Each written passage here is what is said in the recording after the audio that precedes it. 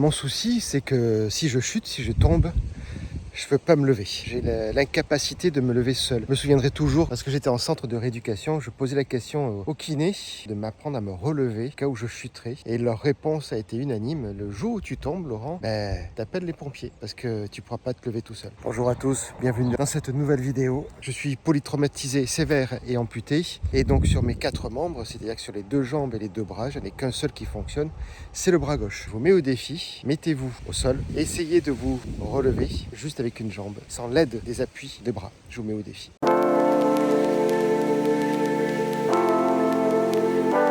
Bon, depuis que Nat est parti, il faut que je me débrouille tout seul.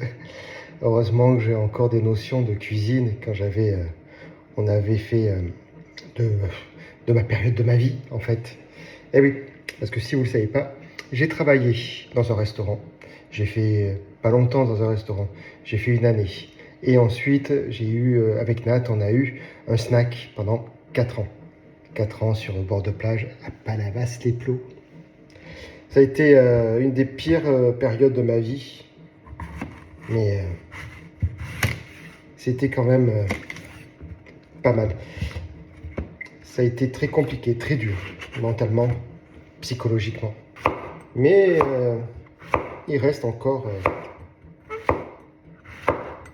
des notions, ce qui me permet de pouvoir être autonome et pouvoir me faire préparer à manger. Donc ça, c'est quand même pas trop mal. Toute ma vie, je me suis dit qu'il ne faut jamais dépendre de qui que ce soit. Et en fait, dans ma reconstruction, après l'accident, j'ai toujours eu cette phrase en tête, ne pas être dépendant de qui que ce soit. Malheureusement, avec l'handicap, je suis dépendant de tout le monde. Donc des petites choses comme ça, ça me fait plaisir de pouvoir y arriver, de pouvoir le faire. Alors je mets un temps infini. Mais la satisfaction de me dire, je suis capable de le faire, ça n'a pas de prix, ça n'a pas de valeur. Durant mon coma, j'avais toujours soif, j'avais faim. Je me rappellerai toujours, au bout d'1 mois, on m'a donné mon premier plateau repas. Qu'est-ce que c'était bon. Vous avez déjà mangé des plateaux repas à l'hôpital? C'est dégueulasse, hein? Je peux vous dire qu'au bout de 2 mois, sans goût, sans texture dans la bouche, c'était digne d'un gastro 6 étoiles. C'était waouh. J'ai mis longtemps pour accepter la vie. J'ai mis énormément de temps. Et j'ai des souvenirs forcément pas très agréables pour les personnes qui étaient à côté de moi. Comme Nat, qui voulait m'aider. Et je prenais ça comme une faiblesse. Et je voulais absolument y arriver tout seul. Mais il y a des choses, il fallait les accepter. Accepter le fait de ne plus pouvoir réaliser des tâches qui étaient tellement simples et basiques de base. Et aujourd'hui, elles me sont totalement impossibles. Ça a été le plus long à accepter.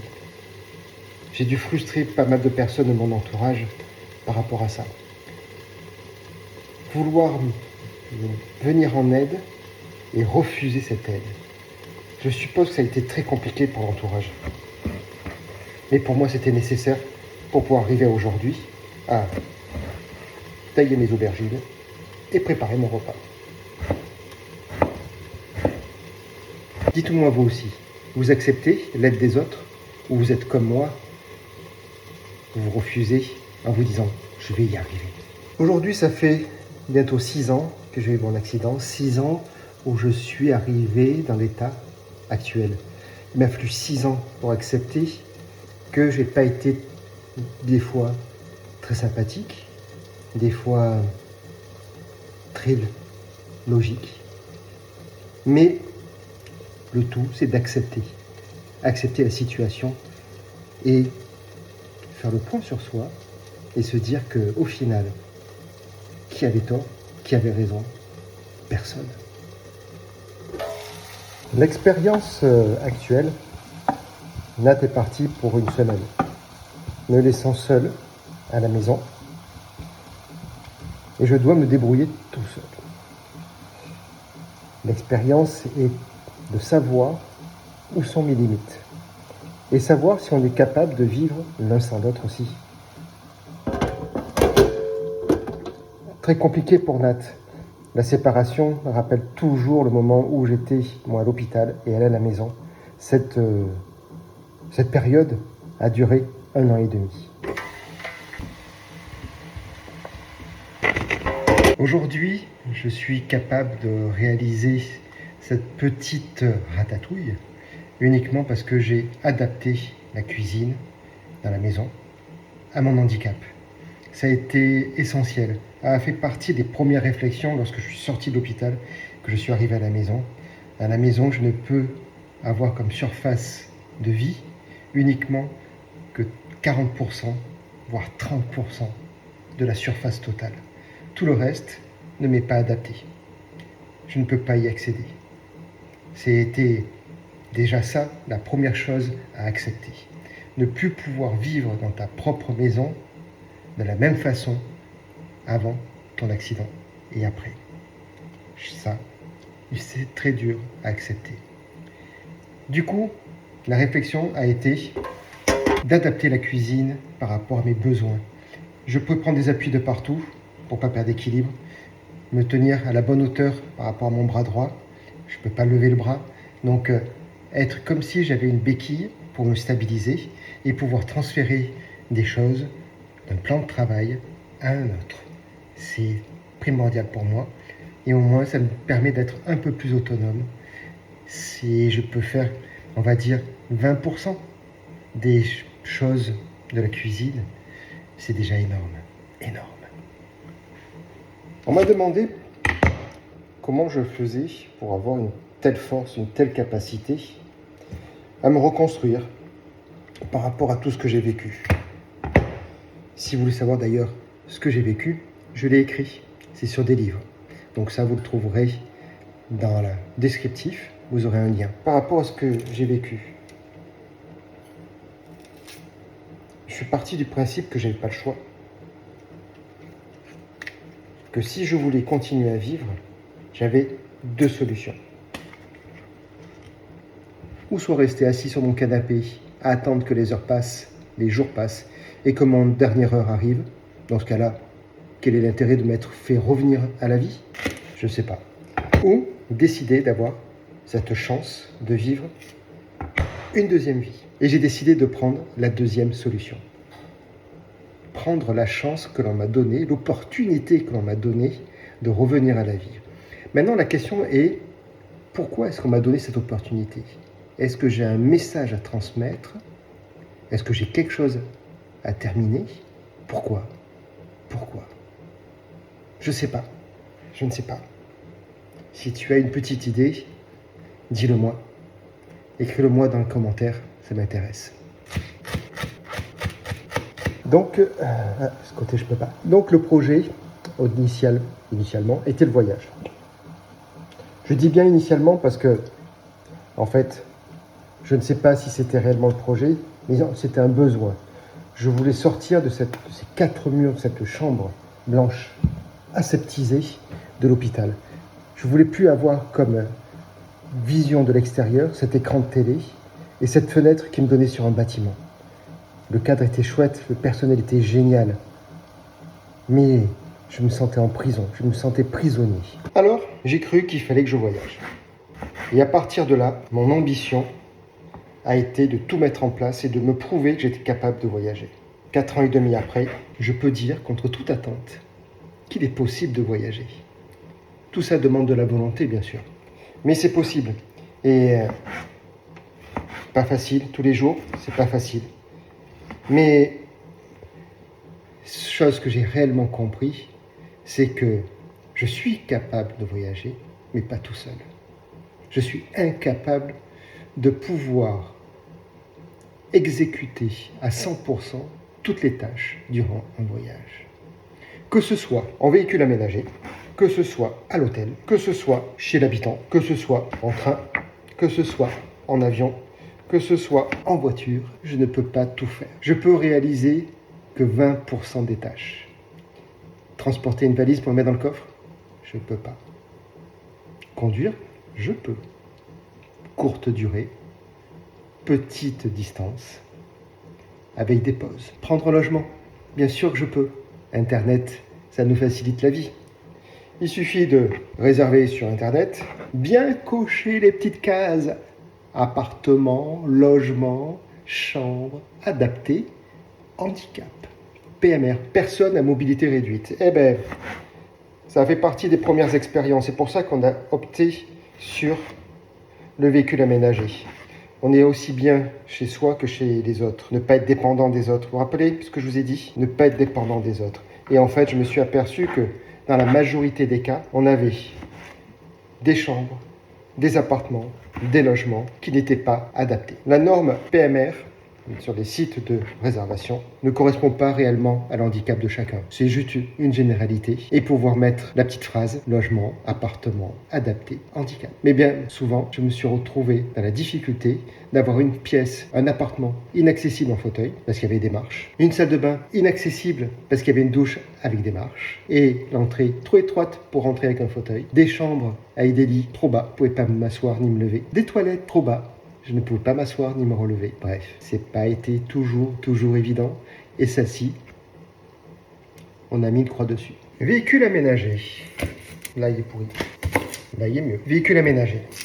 Quand j'ai trouvé cette solution de voyage, je me suis dit, mince, en fait, c'est pas une solution de voyage uniquement pour une certaine communauté. Vous savez, les tuffeurs. Je parle de ça parce qu'en fait, j'ai des neveux et nièces, peut-être des enfants aussi, ils me l'ont pas dit, qui ont voyagé, qui ont vécu dans des camions plus ou moins précaires, plus ou moins aménagés, pour faire des saisons. C'était leur façon de vivre en fait. Aujourd'hui, ils sont tous sédentarisés dans des appartements et ils sont bien contents et ils ne retourneraient jamais dans un camion. Ça, c'est ce qu'ils m'ont dit. Quand j'ai trouvé cette solution, je me suis dit, voilà ce qu'il me faut. Un véhicule adapté à mon handicap, qui soit conforme à mes besoins, à nos attentes, et vraiment optimisé. Et on est parti en quête et en recherche. Et ça fait des années, 3 ans, de véhicules que l'on cherche le meilleur équilibre dans ce mode de voyage, de fonctionnement. Je ne veux pas de camping-car, ce n'est pas fonctionnel pour moi. C'était la facilité, c'était le plus simple. Malheureusement, ce n'est pas fonctionnel pour moi. Les camping-cars, à l'intérieur, je ne peux pas bouger. Où je mets mon fauteuil? Dans les soutes? Il ne rentre pas. Du coup, à l'intérieur, ça prend toute la place. Et on ne peut pas circuler. Donc ça a été complexe. Et pour ça, on a compris et réalisé qu'il fallait passer le permis poids lourd. La galère, passer le permis poids lourd. C'est aussi pénible que de trouver de l'ail correct. L'ail moisi, tout humide. C'est pas possible. Là, il ratatouille sans ail, c'est pas possible. Voilà, c'est comme ça qu'on est parti sur tous ces projets afin d'arriver à trouver le véhicule le mieux adapté pour nous transporter, pour nous déplacer, pour vivre exactement qui me ferait besoin. Vivre, respirer, avoir une liberté. Et puis, il y a eu un déclic, il n'y a pas longtemps. Et je me suis aperçu que le véhicule dont on avait besoin n'était pas à notre portée, malheureusement. Donc, de nouveau, une frustration. Le véhicule qu'on voulait, on l'a trouvé. Ça y est, le bon compromis. Bon gabarit, les dimensions, le poids, tout correspondait. Sauf le prix. Eh oui, on savait que ça serait un montant assez élevé. Aujourd'hui, le coût et le prix des véhicules aménagés a explosé. La demande est telle que ça s'est envolé. En l'espace de quelques années, c'est-à-dire au début de mes recherches, alors que j'étais à l'hôpital, c'est-à-dire que c'est à 5 ans en arrière, les prix étaient accessibles. Aujourd'hui, compliqué, très compliqué. Pour pouvoir s'en sortir, il faut l'aménager soi-même. Mais j'ai du mal à faire de la cuisine. Alors imaginez pour aménager un véhicule. On a mis avec l'ambulance 16 mois pour qu'il soit opérationnel, pour qu'il soit fonctionnel. C'est un petit véhicule. Imaginez sur un poids lourd. On va mettre 3 ans. Qu'est-ce qui peut se passer en 3 ans? Je n'ai pas le temps d'attendre. Mais je n'ai pas les moyens financiers d'acheter le véhicule qui nous correspond. Du coup, je suis allé à la banque. Ils m'ont dit « Bonjour Laurent, enchanté. Asseyez-vous, qu'est-ce que je peux faire pour vous? Je voudrais un prêt pour acheter un véhicule de loisir. » Mais bien sûr Laurent, mais bien sûr, on va vous faire ça. Avec la situation de handicap, les prêts me sont acceptés, bien sûr, il n'y a pas de souci. Par contre, c'est l'assurance. L'assurance. On en parle de l'assurance. Je suis en situation de handicap, polytraumatisé sévère et amputé. Espérance de vie, On ne sait pas. Un prêt est calculé sur une durée. Prêt de véhicule de loisirs, c'est 10 ans. Dans 10 ans, serais-je, waouh, dans 10 ans, serais-je encore en vie? Point d'interrogation.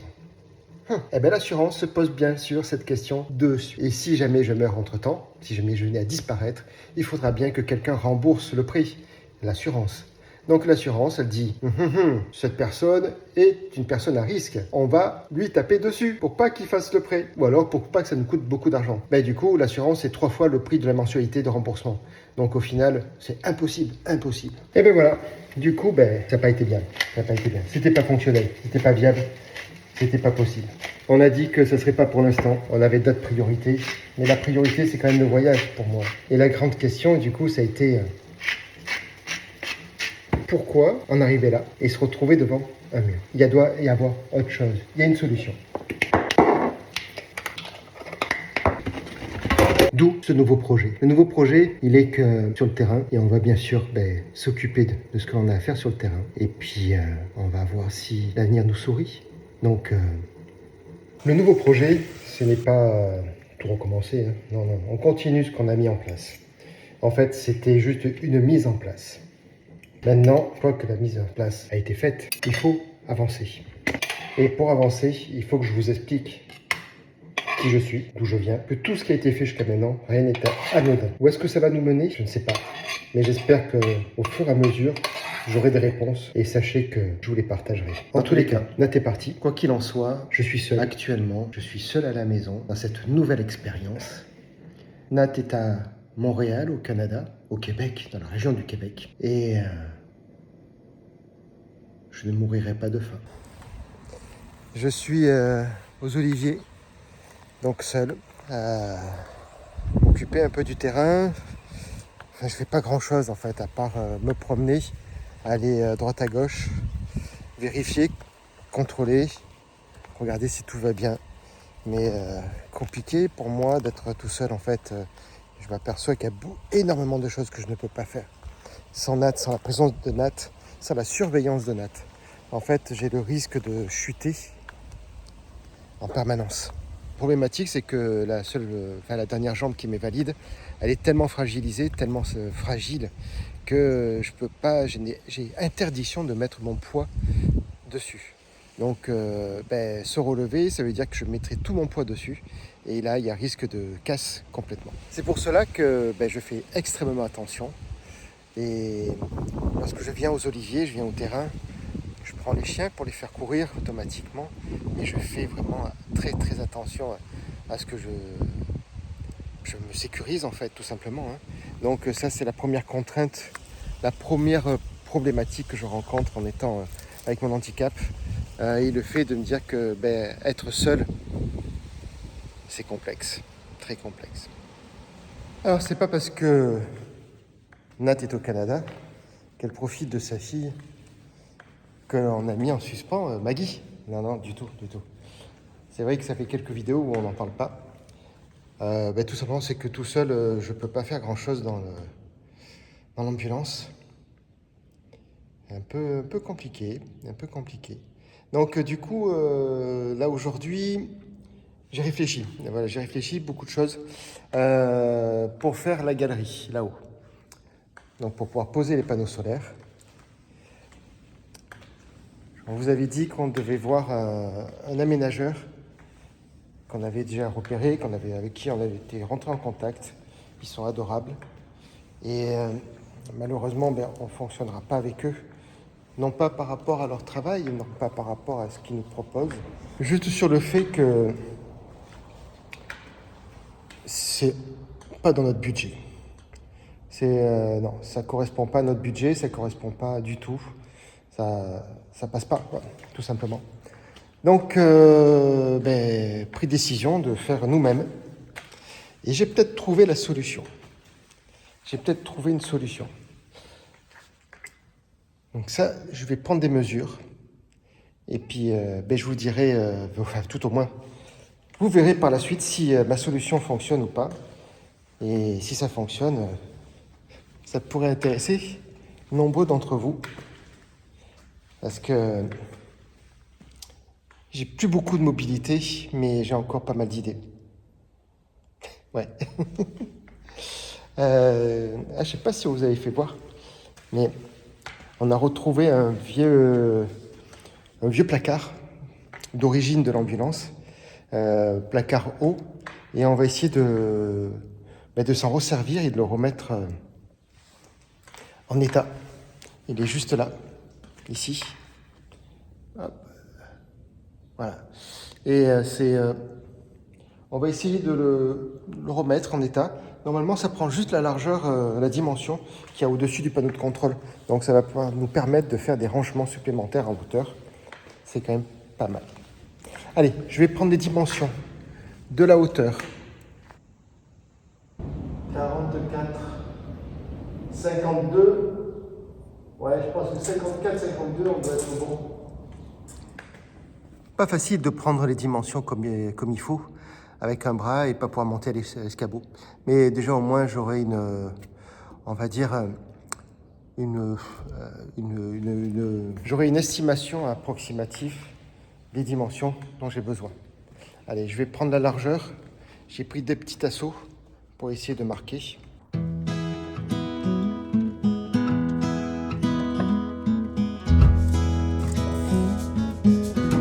157,5. Ça, c'est la largeur. Et pour ce qui est de la longueur, comment est-ce que je peux arriver à le calculer pour la longueur? Et je vais mettre, on va dire, le restaurant à la portière. Est-ce que 3,40? Ouais, 3,40, c'est peut-être pas mal. On peut même le faire un peu plus long si 3,50. Donc 3,50 m sur la longueur, sur la grande surface, sur 1,57 m. Je sais plus. Heureusement que je voulais enregistrer. Ces baguettes, ça m'a rendu service. Je trouve toujours des solutions. Hein. Oh, je trouve toujours des solutions, hein, mais c'est épuisant. À la longue, c'est épuisant. Il faut que je dépose mon crayon, pas que je reparte avec. Ça sert à rien. Allez, je vais rentrer de toute façon. Je fais rien de plus ici. Ah, il ne faut pas attraper mon crayon. Bras gauche uniquement. Et bras gauche, ils tiennent la caméra pour que je puisse vous filmer. Voilà mon quotidien. Mais comme m'a dit, désolé, j'ai mangé ton prénom, que je me débrouillais bien pour une personne en situation de handicap. Je pense que c'est la force et le mental qui fait réaliser des prouesses, qui fait réaliser tout ça. Je ne sais pas si réellement je pourrais continuer comme ça tout ce qui me reste de ma vie. Des fois, j'avais envie de tout arrêter, de jeter l'éponge en fait, et puis et faire des choses plus naturellement. Mais c'est-à-dire que avec les revenus, tu fais un prêt, tu calcules ton seuil d'endettement, tu rembourses une mensualité, tu achètes un véhicule, déjà tout préparé, éventuellement que tu adaptes, tu aménages, tu modifies. Et sauf que ça, je crois que j'en ai parlé. L'assurance des prix, c'est impossible.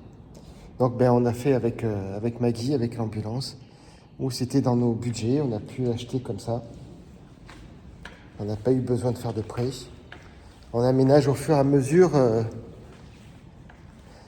qu'on met des sous de côté, hein, tout simplement, parce que ça court pas ça pousse pas sous les pieds. Et surtout moi, j'en ai qu'un, donc du coup, ça pousserait qu'à moitié. Mais voilà, et allier le confort, l'utile à l'agréable, c'est pas facile.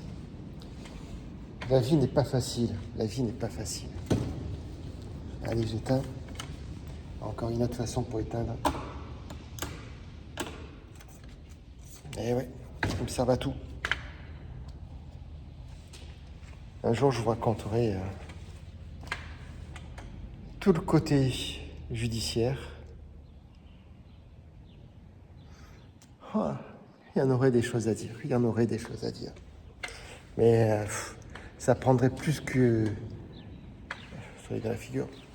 Ça prendrait, je sais pas, une vidéo complète. Je Je pense qu'on ne peut pas s'imaginer ce qu'on peut vivre. En fait, quand on est victime comme ça d'un accident, on nous rend responsables et coupables de notre situation. Ça, c'est compliqué. Accepter, c'est très, très, très compliqué.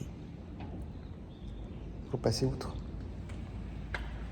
Allez, je rentre à la maison, je vais regarder sur Internet, m'asseoir au bureau et puis regarder pour trouver cette petite possibilité de galerie déjà fabriquée. Et éventuellement, si on trouve une bonne dimension, ben c'est le top, quoi. C'est le top. Il existe des galeries pour les fourgons, les utilitaires. Donc il doit bien y avoir des galeries qui correspondent à Maggie, automatiquement. Ce qui nous éviterait de faire fabriquer par quelqu'un qui nous coûterait trop d'argent. Et le faire nous, j'étais capable de le faire. Mais ça, c'était avant. Ouais, voilà, mon petit amour, un petit débrief, je sais pas du tout si tu m'entends. Je me suis mis en fait sur les 3 sièges, je vais essayer de dormir un peu, parce que j'ai super mal à la tête. Et puis voilà, puis ça fera passer le temps aussi. Je te fais des